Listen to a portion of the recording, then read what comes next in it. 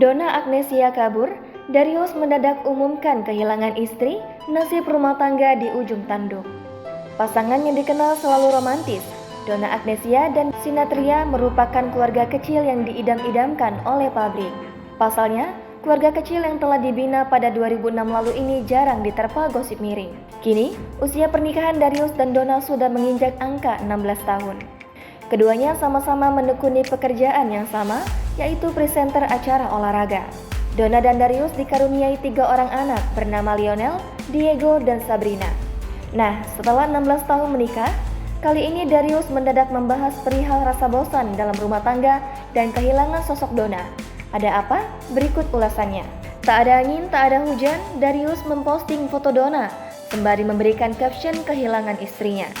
Ia bahkan tak mengaku ada sebuah masalah yang terjadi pada rumah tangganya. Tak hanya itu saja, bahkan Darius sampai memasang spanduk iklan di pinggir jalan dengan tulisan yang sama, yakni meminta maaf pada Donna agar istrinya itu pulang ke rumah. Sontak saja postingan Darius ini mengundang pertanyaan warganet. Pasangan yang selalu bersama bertahun-tahun ini mendadak berpisah.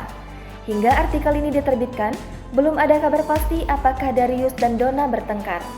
Sebelumnya diketahui, Darius sempat menyinggung rasa bosan dengan pasangan. Seperti kita ketahui, bumbu-bumbu dalam rumah tangga itu pasti selalu ada. Ya, meski selalu terlihat harmonis dan bahagia, tentu kehidupan rumah tangga Donna dan Darius juga dihadapkan dengan berbagai masalah. Baik dari internal maupun eksternal, salah satunya adalah soal rasa jenuh atau bosan. Melansir laman Instagram pribadinya, Darius membahas perihal rasa bosan dalam rumah tangga yang dibinanya selama 16 tahun. Darius menyebut bahwa 5 tahun pertama pernikahan menjadi waktu paling krusial untuk mengatasi berbagai masalah besar dalam sebuah hubungan.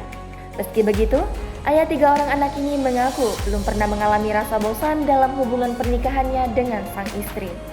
Darius pun mengaku secara belak-belakan kalau dirinya pernah merasakan rasa bosan.